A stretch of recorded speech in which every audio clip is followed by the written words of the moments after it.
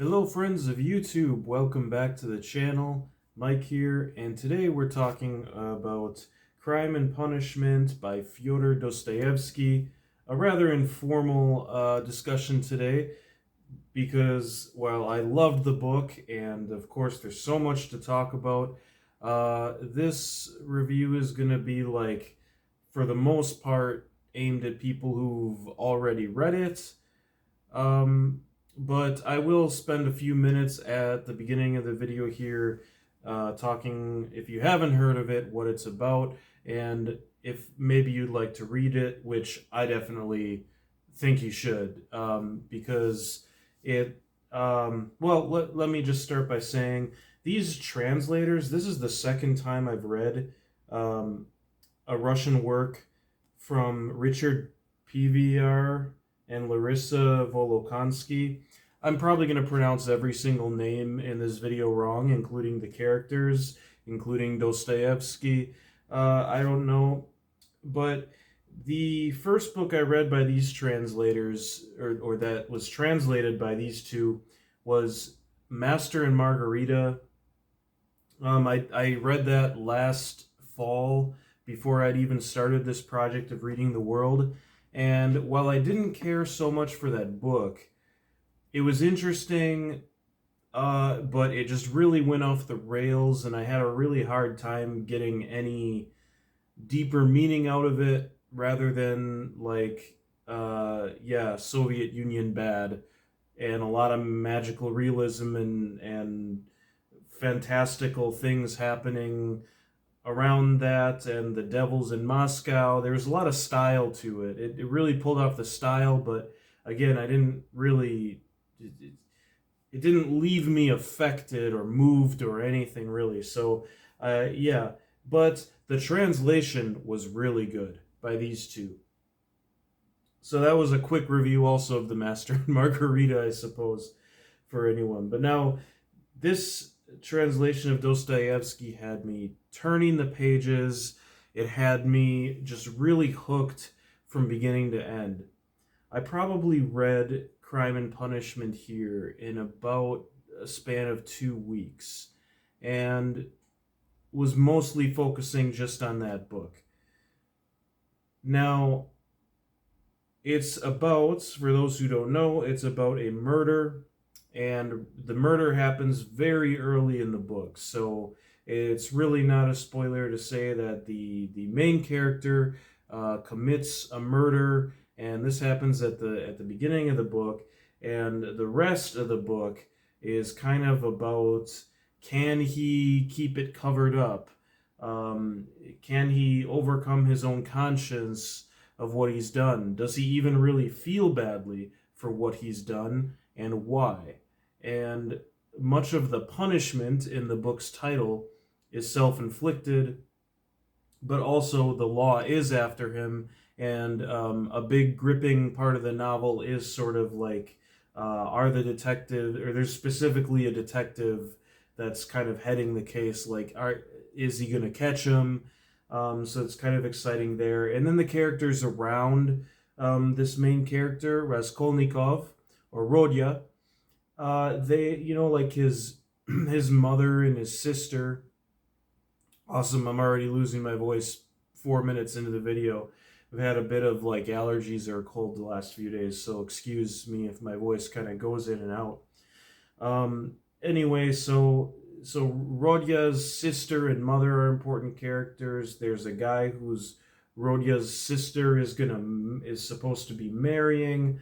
One thing I was struck by right at the beginning of the book was how Raskolnikov, or Rodya, just anything good that's about to happen to him, or any care or affection that others show him, he shuns, he pushes away. And it wasn't actually very clear to me until later in the book that he is, and I'm not starting the spoilers yet, but he's very obsessed with the idea of becoming a great man, like a Napoleon. And so this is with Raskolnikov. Raskolnikov's not the only character in this book that is really psychologically complex. I've heard some people talking about this book. I'm not going to mention who, but just curious because I like to listen to things after I read it. Typically after I talk about it, but in this case, I had some days between when I finished reading this and now. There's people that talk about the characters in this book as if they're caricatures, or each representing an idea rather than like a complex person, and I completely disagree with that. When I read it, I thought that each character was, their motives were a little bit murky, like a real person. Psychologically, they reacted in kind of unpredictable ways to things that, again, made you question like what's really motivating them. Um, and I did not have an easy time attaching like a specific idea to each character. Um, Raskolnikov's, I guess, best friend in this story, um, Razumikin,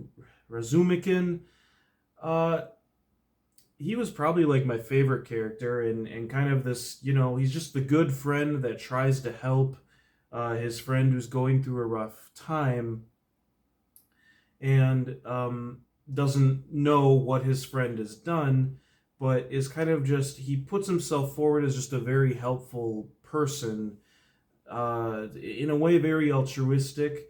He doesn't seem to be really getting anything out of it, but then later he kind of is, and he also gets drunk at one point, and he's not like the perfect paragon of virtue. He's just a human being, but he's the one that I felt like was most relatable, or maybe the one that like I would most want to get dinner with if I could pick one. Another very interesting character to get dinner with would be the detective. Um, I don't even remember his name. Let's just call him like I can kind of remember what it looks like, but I don't want to try pronouncing it. Like, was it Push? No, not Pushkin's a poet. Um, yeah, Porphyry, I believe it was the detective, who is kind of on the case of this murder. Now, so I guess now I'll go into full spoilers because that'll be like why. But I still am not going to talk about the end for a little bit. So again, gradually ramping up the spoilers as I like to do whenever I want to have a more open discussion of the book rather than just a strict review, because I feel this is a book a lot of people have read, and hopefully I can add something new to the conversation as a 21st century millennial reading this. So, where was I? Yeah, so the woman that Raskolnikov murders is someone who he is in great debt to. He's renting from her, and he can't pay his rent. He was a student and can't continue even to pay his student loans. Basically, he's just, by a string of bad luck events, has fallen into this poverty and has to pawn off to this woman like everything he can. And he was actually at one point, I guess, engaged to this woman's, somebody related to her, and that's involved. But he also ends up accidentally murdering another woman who is related to the old woman. She kind of shows up in the middle of when he's trying to kill her, and kills her too. Now, he had probably more understandable reasons to try to kill the older woman that he had gone there to kill, but the second woman he kills is kind of like innocent of everything, of that whole issue. So it's kind of interesting to think about through this book. Like he almost never thinks about this second woman that he killed, and I really did not get the impression at any time in the book that Raskolnikov is like he feels sympathy or like he doesn't feel bad for actually committing these murders,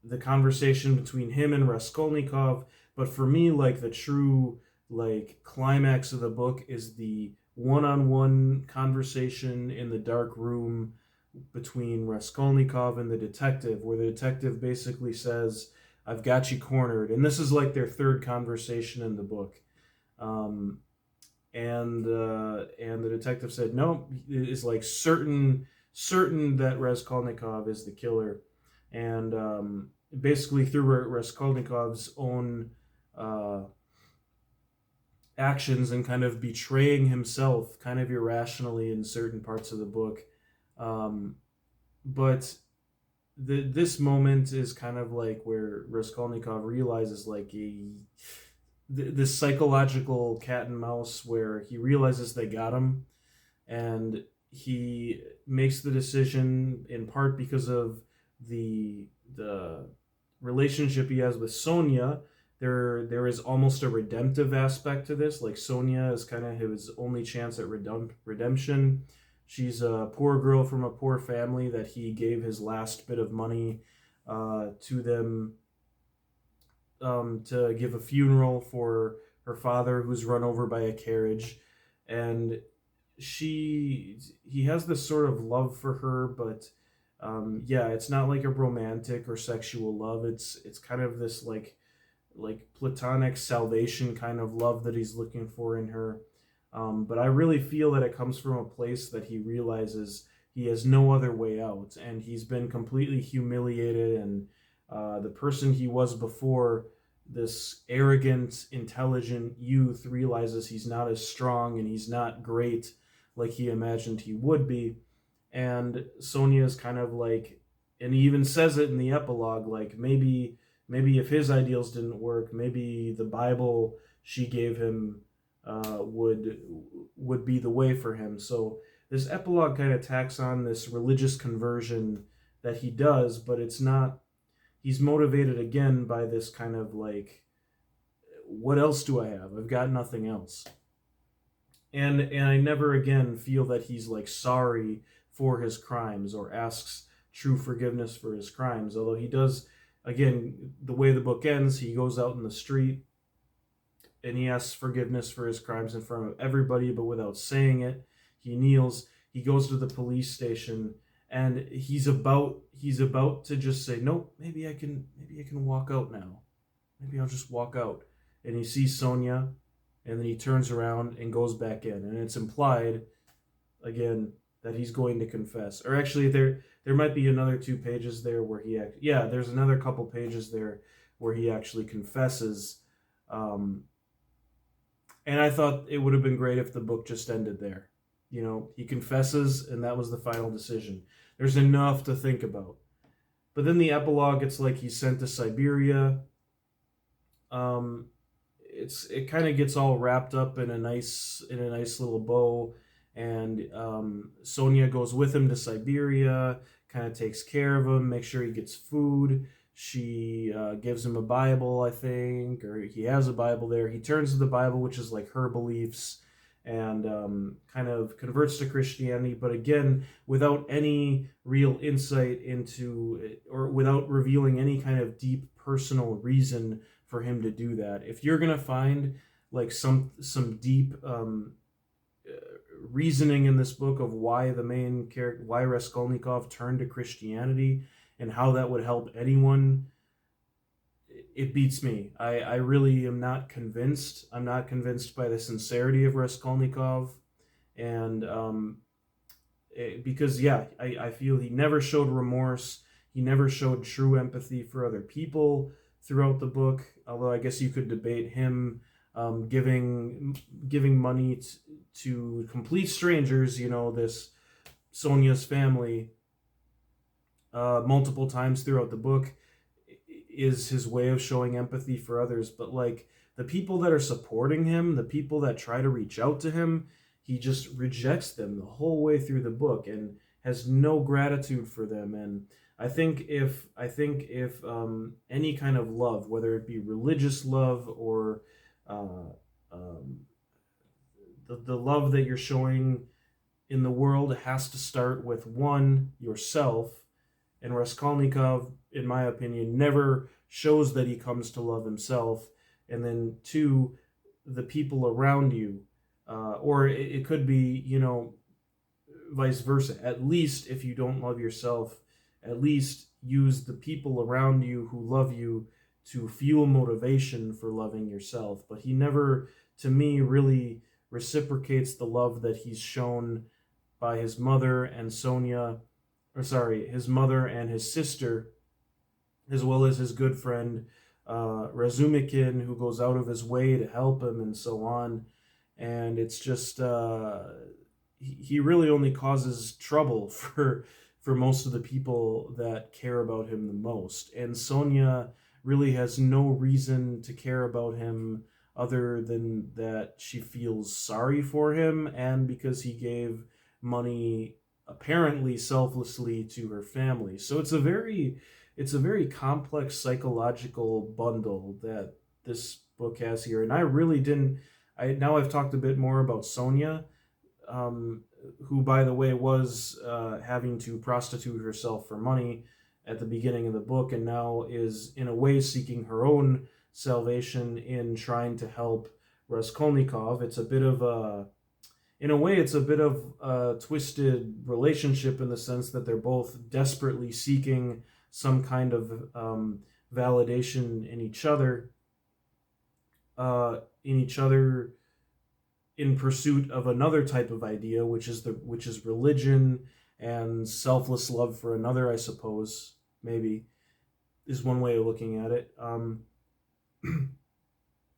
But I didn't even talk about the older man, who's kind of, I guess, a major antagonist of the book, and I can like kind of picture his name.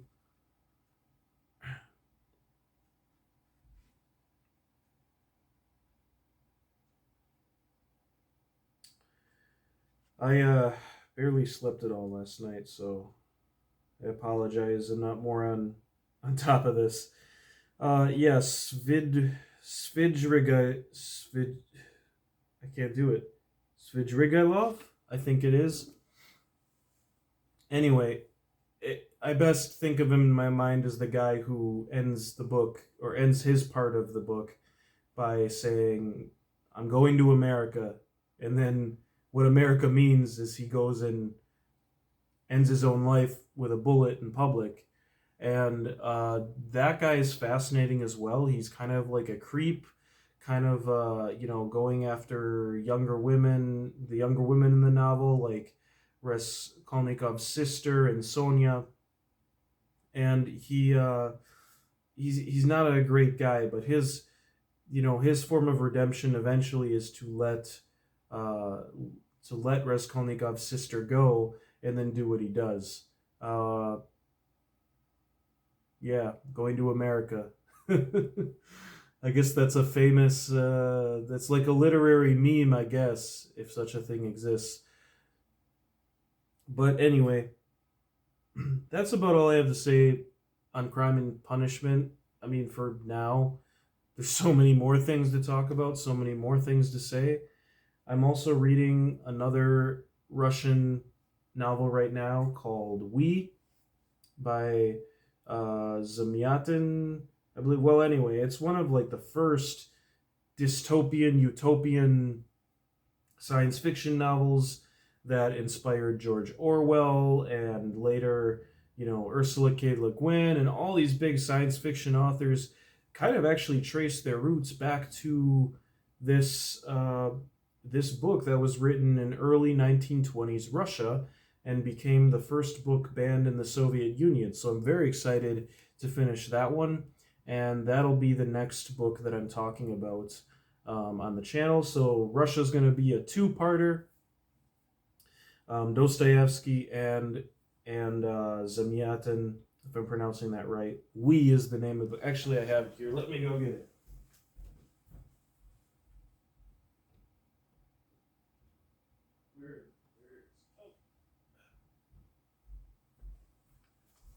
Never mind the mess. There it is. We by Yevgeny Zamyatin. translated by Bela Shayevich. It's a new translation, and right there on the cover, you got an introduction by Margaret Atwood, who actually I'd love to read a book by her as a second book for Canada, since I've only done a graphic novel for Canada. Probably just Handmaid's Tale, unless like a bunch of people on this channel want to hear me talk about a different one, but I don't think I'm quite at that point to be like, I don't know, asking you guys for opinions at the 25-minute mark in a video yet. So, but I do appreciate all the watches, the likes and subscribes that I've been getting. It's more than I even imagined would come of this project, so I do appreciate that. But yeah, so anyway, this should be a fun one. I'm enjoying it so far. I'm only about a little bit of ways in, a few chapters, but definitely enjoying it so far. So yeah, thanks for watching again, and take care, everybody, and we'll see you next time.